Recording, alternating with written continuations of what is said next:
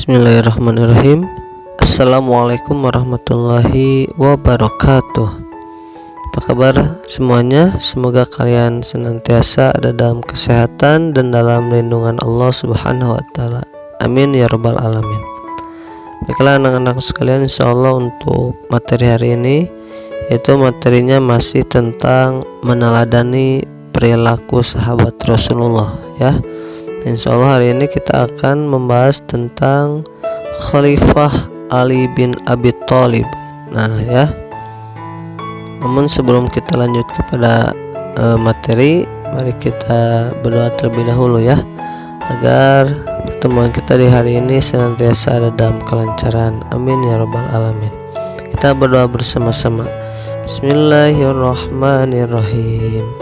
Raditu billahi rabba wa bil islami dina wa bi muhammadin nabiyya wa rasula. Rabbi zidni ilma warzuqni fahma. Alhamdulillahi rabbil alamin. Alhamdulillah. Baiklah anak sekalian, langsung saja kita lanjut ke materinya ya, yaitu tentang meneladani perilaku Khalifah Ali bin Abi Thalib. Baiklah anak sekalian, nah awal mula Ali bin Abi Thalib masuk Islam yaitu ketika Ali bin Abi Thalib melihat ya bahwasanya Nabi Muhammad dan Siti Khadijah saat itu sedang beribadah. Tiba-tiba Ali bin Abi Thalib ini masuk ya ke dalam rumah Nabi Muhammad SAW. Dia heran dengan apa yang dilakukan oleh Rasulullah dan istrinya. Dengan penuh rasa ingin tahu, maka Ali bin Abi Thalib pun bertanya, "Apa yang sedang kalian lakukan?" Nabi Muhammad dan Siti Khadijah tersenyum.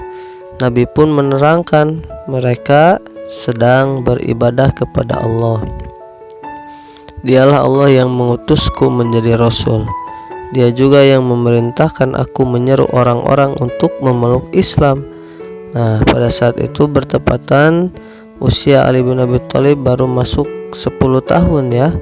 Ketika diajak memeluk Islam oleh Nabi, maka Ali pun meminta izin untuk memikirkannya terlebih dahulu. Lalu keesokan harinya dia menyatakan diri memeluk agama Islam dengan mengucapkan 2 kalimat syahadat di hadapan Rasulullah Shallallahu Alaihi Wasallam. Nah ya, jadi Ali bin Abi Thalib ini pun termasuk salah satu keponakannya Rasulullah ya. Nah, dan juga Ali bin Abi Thalib termasuk as-sabiqunal awwalun ya, atau orang yang pertama kali masuk Islam dari golongan anak-anak ya, karena beliau masuk Islam usia 10 tahun. Nah anak-anak sekalian, selain daripada itu, keteladanan dari Khalifah Ali bin Abi Thalib ini, yang pertama beliau itu tetap beriman ya, walaupun ayahnya tidak beriman. Nah jadi anak-anak sekalian, Ali bin Abi Thalib ini tadi ya dikategorikan sebagai orang yang pertama kali masuk Islam dari golongan anak-anak atau remaja ya. Nah sementara ayahnya yaitu Abu Thalib, dia tidak mau bersedia menyatakan 2 kalimat syahadat. Ali bin Abi Thalib tidak ragu ya, walaupun ayahnya tidak mau mengucapkan 2 kalimat syahadat. Nah namun dia tetap menghormati ayahnya, dan Ali bin Abi Thalib tidak bergeming dengan keislamannya. Dia tidak goyah ya.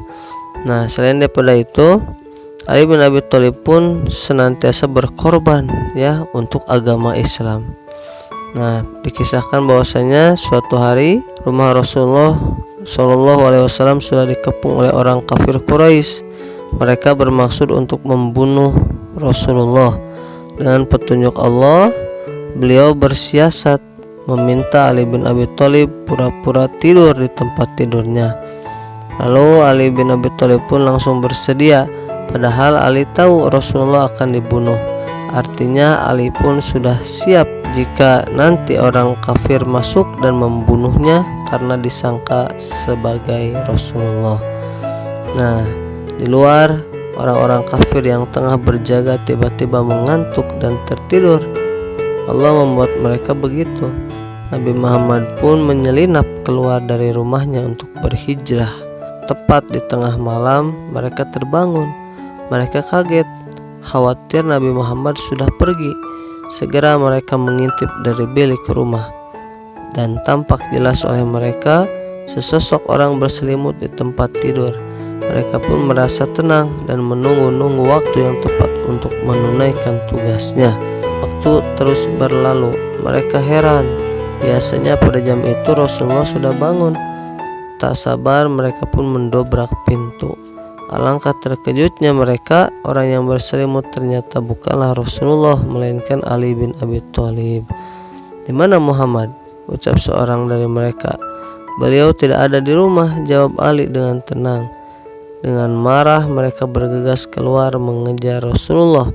Mereka yakin sang Nabi telah pergi ke Madinah seperti kaum muslimin yang lainnya. Nah, jadi pada kisah ini Ali bin Abi Thalib itu mengorbankan dirinya ya, walaupun pasti konsekuensinya yaitu adalah terbunuh ya. Namun ternyata Ali bin Abi Thalib ini dengan keberaniannya beliau mengorbankan dirinya ya, demi tegaknya agama Islam ya, dan juga demi keselamatan Rasulullah. Nah, anak-anakku sekalian, singkat cerita Ali bin Abi Thalib pun diutus menjadi khalifah. Saat itu Utsman bin Affan wafat ya. Ali bin Abi Thalib lantas dibaiat menjadi khalifah selanjutnya, yaitu pada pelantikannya Ali bin Abi Thalib berpidato bahwasanya Allah telah menurunkan Al-Quran sebagai petunjuk yang jelas, mana yang baik dan mana yang buruk. Ambillah yang baik dan tinggalkanlah yang buruk. Laksanakanlah segala kewajiban kepada Allah yang akan mengantarkan ke surga. Bagi kalian sudah jelas mana yang diharamkan Allah, maka laksanakanlah secara ikhlas dan bersatulah. Seorang muslim ialah yang dapat menyelamatkan orang lain dengan lidah atau tangannya atas dasar kebenaran dan tidak boleh mengganggu. Utamakan kepentingan umum. Takutlah kalian kepada Allah mengenai hak-hak manusia dan negerinya. Sampai pada soal sejengkal tanah dan binatang pun kalian harus bertanggung jawab. Taatlah kalian kepada Allah dan janganlah melanggar perintahnya. Bila kalian melihat yang baik, ambillah, dan apabila melihat yang buruk, maka tinggalkanlah. Nah, itulah salah satu pidatonya ya, pada saat beliau diutus menjadi khalifah ya, atau diamanahi sebagai khalifah. Ali bin Abi Thalib sangat tepat dipilih untuk memimpin kaum muslimin saat itu. Dia memiliki jiwa kepemimpinan yang sangat baik dan juga cerdas, tegas, dan mendapat dukungan dari kebanyakan kaum muslimin. Pada awal kepemimpinannya, Khalifah Ali menghadapi permasalahan besar. Wafatnya Utsman bin Affan secara tragis membuat para pendukung setia Utsman marah. Mereka menuntut Khalifah Ali segera menemukan dan mengadili pembunuhnya. Ali bin Abi Thalib memahami kondisi itu, namun dia memilih menyelesaikan hal kenegaraan lain yang menurutnya lebih penting. Beliau harus menghadapi pasukan Siti Aisyah pada perang Jamal dan pasukan Muawiyah bin Abi Sufyan pada perang Siffin.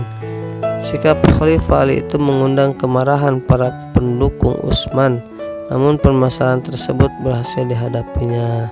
Selama menjadi seorang khalifah, Ali bin Abi Thalib melakukan banyak hal yang dapat kita jadikan pelajaran. Beliau memecat sejumlah pejabat yang diangkat oleh Khalifah Utsman, sebab mereka menjadi pejabat karena hubungan keluarga, bukan keahlian. Khalifah Ali pun tidak ragu menyita harta para pejabat yang didapat dari hasil korupsi. Nah, jadi dari kisah Ali bin Abi Thalib ini ya, kita dapat simpulkan bahwasanya beliau itu adalah seorang pemimpin yang tegas, yang adil, dan tidak pernah takut ketika berbuat kebenaran. Maka dari itu kebenaran harus terus ditegakkan walaupun sulit ya. Nah, dan kita yakini dalam hati kita bahwasanya suatu saat kita menjadi seorang pemimpin, maka kita pun harus menjadi pemimpin yang adil, yang tegas, yang baik ya, intinya tidak pernah memandang status dan jabatan ya. Nah seperti itu. Itulah materi kita di hari ini tentang keteladanan Ali bin Abi Thalib. Nah baiklah anak-anak sekalian, untuk selanjutnya silakan kalian buka buku paketnya halaman 147 sampai 149. Nah kalian coba kerjakan latihan soal ya, yang bagian A dan B nya saja ya, bagian A dan B. Oke, 147 149. Nah silakan kalian kerjakan. Apabila telah selesai jangan lupa didokumentasikan. Oke, nah baiklah itu saja barangkali anak-anak sekalian. Kita akhiri dengan bacaan hamdalah. Alhamdulillahirabbil alamin. Doa kifaratul majelis. Subhanakallahumma wa bihamdika asyhadu an la ilaha illa anta astaghfiruka wa atubu ilaik. Terima kasih banyak, mohon maaf atas segala kekurangan dan kesalahannya. Wabillahi taufiq wal hidayah wa ridha wal inayah. Assalamualaikum warahmatullahi wabarakatuh.